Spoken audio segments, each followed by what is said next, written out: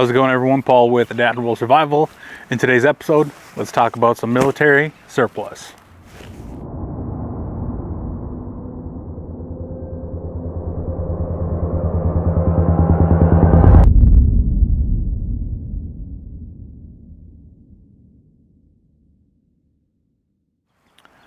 So I figured what we would do in today's video is do a little bit of an update on the Marine Corps FILBE assault pack.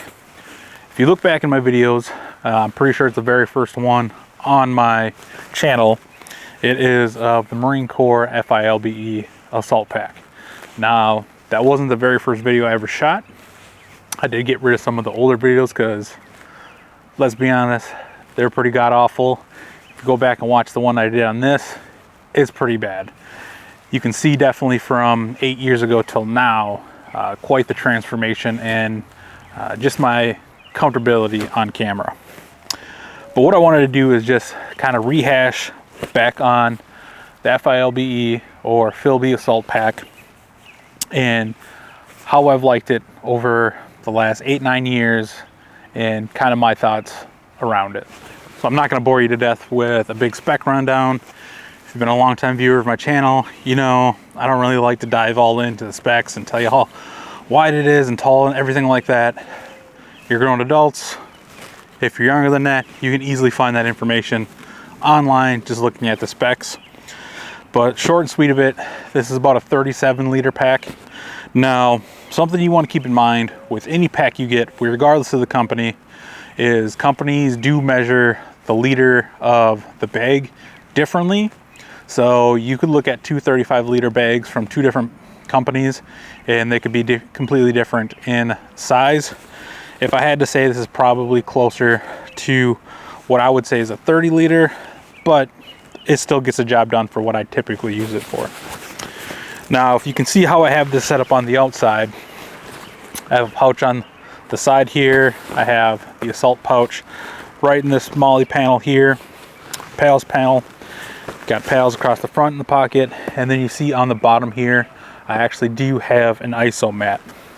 A thing to note with the straps on the bottom, this is pretty much all that you're going to be able to fit on the bottom of this pack. You don't have much more to go on this strapping to attach anything larger than an ISO mat like this. Try to zoom in a little bit closer here.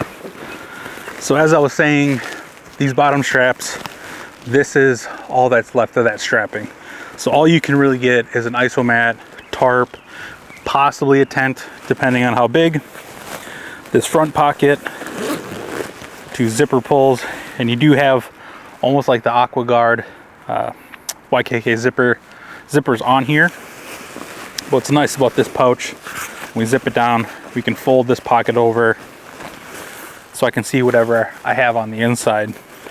I have a little shelter kit here, and then on the inside I have my Lester River wind pouch, a multicam poncho, and this is just the one Tigris ground sheet with two Ranger bands just to kind of keep it in a nice small package.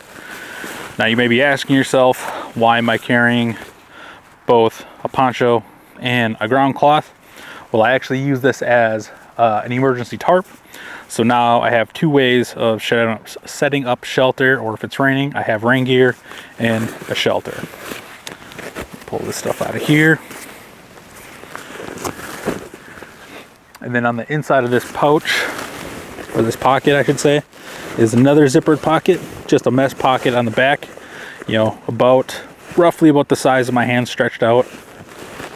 It doesn't really extend outwards, so whatever you're gonna put in there, keep it pretty flat, and that should work plenty fine for you. So on the side, you do have some more PALS or MOLLE webbing, whichever you prefer to call it. And then you see I do have a Camelback water bottle pouch attached to the side. It's much easier to attach stuff on this side than the opposite side. I'll show you in a second, because this zipper only comes down maybe about 1/3 to 1/4 of the way. Then obviously you have two compression straps, two on each side. And then you can see on this side, the zipper goes down probably 3/4 of the way, but the MOLLE or the PALS webbing is split, so it kind of limits you on what pouches will fit here well, but you can still attach pouches on the side here. I typically leave this side blank because it's usually where I'm putting my tripod, and then obviously it rests right on the ISO mat here. And then on this top portion where this pouch is just weaved in, and if you're interested, I can do a video showing how to do that, but I've seen a lot of pouches where they don't weave this correctly, and these are hanging off looking kind of junky. So let me know in the comment section, is this something you want to see? The Assault pouch, which I may just end up doing a video all on its own, talking about the different ways you can configure it. But as you can see, I left this pretty empty. I just tossed my camera up in this top pocket so then I could stop, pull it out as I need. But the nice thing with this pouch, it's really basic. Big open area on the front, then a small sleeve pocket on the back. Have a big ass bandana. That's actually the company's name. An extra Bic. And of course, never leave home without a lot of coffee.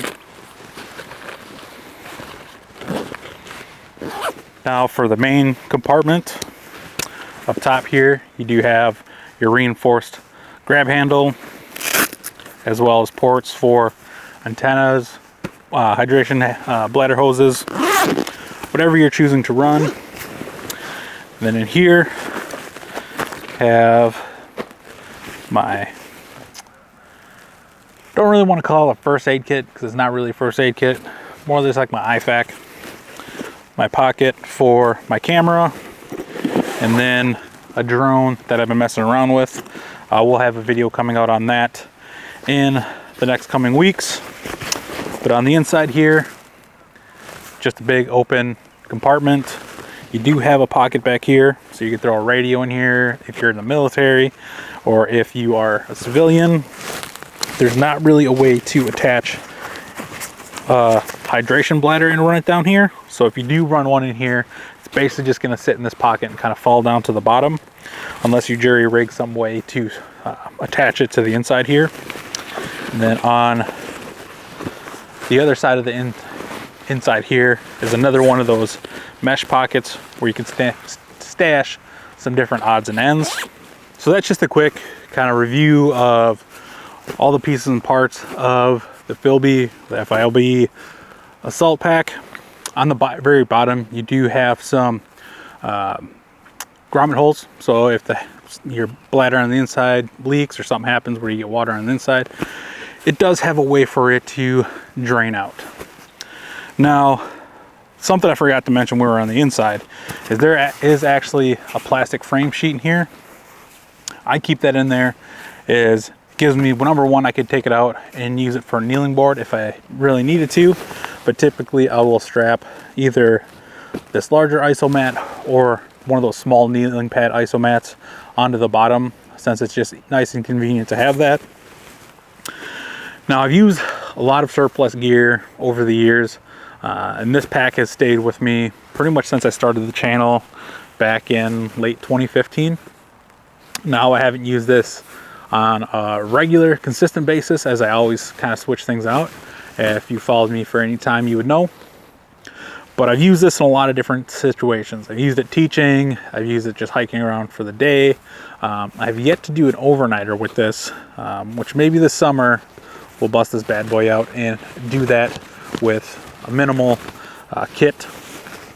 But I like this because compared to, let's say, the MOLLE 2 Assault Pack, which I'm a big fan of. I had one for a long time, then I ended up selling that just because I found myself coming back to this one time and time again. Number one is it's just a little bit lighter and it rides a little bit more comfortably for me. The MOLLE 2 is 1000D denier Cordura or nylon, and this is, I can't remember if it's 500 or 600, but it's a little bit lighter denier. Now, I've trained guys that are serving in the Marine Corps. I've known plenty of Marines in my personal life, and I've gotten varied feedback on people's preferences regarding this pack. Some say it tears out really, really easy. Some say it lasts them an entire deployment. what I would say is it's all going to depend on how you're using it. It's just like any other piece of gear. If you're in a combat zone or a war zone, obviously things are not quite as easygoing. You're not going to be tramping around the woods. Typically you're going to be on patrols, or you're going to be on certain operations. So your gear's basically just going to get tossed around and kind of get beat up quite a bit. Where when us civilians are using this military surplus, we really aren't putting our gear ever through that type of torture. Now, with this pack being 8, maybe even 9 years old since I've owned it, let me see if no, the tag here doesn't say when this was actually made, but I've had this pack for almost 10 years, and you can see that it's in really good condition. A thing that kind of irritates the hell out of me online is when you see these people preaching, you know, oh, I beat the hell out of my gear, I damn near drag it behind a truck. And realistically, your pack, any tools that you're carrying, any gear that you're taking out with you into the field, on a trip, anything like that, you should be maintaining that and making sure that you're still using it but not abusing it. You want that gear to last you for as long as it can. Every piece of gear does have a shelf life. You know, something will break eventually, something will wear out, but we're not going out purposely to abuse things that way. Now, I test gear, and even in that realm, I'm still not pushing a lot of pieces of gear to the absolute breaking point, because that is more so like a niche thing that's going to happen for people. Is it going to happen? Yes, at some point. But for the majority of people, how is that function of that piece of kit working for them? And over the last 8-9 years, the FILBE has worked really, really good for me. Now, you may hate this pack, which is perfectly fine. Let me know in the comment section down below what military surplus pack you enjoy using. What other piece of military surplus do you enjoy using? Because I'm always on the lookout for acquiring some more gear, because I'm a gear junkie. But I do plan on doing an overnighter with this once it's a little bit warmer. It's about 40 degrees today. I do have a couple other military surplus packs that we will be busting out for some overnighters as well. As I said in the comment section down below, let me know your gear recommendations. Don't forget to like, share, and subscribe. That gets more eyes on the community that we're building here. Helps bring those people in so we can share our knowledge and grow together and learn together. As always, this has been Paul with Adaptable Survival. Adapt your mind, your body, and your gear.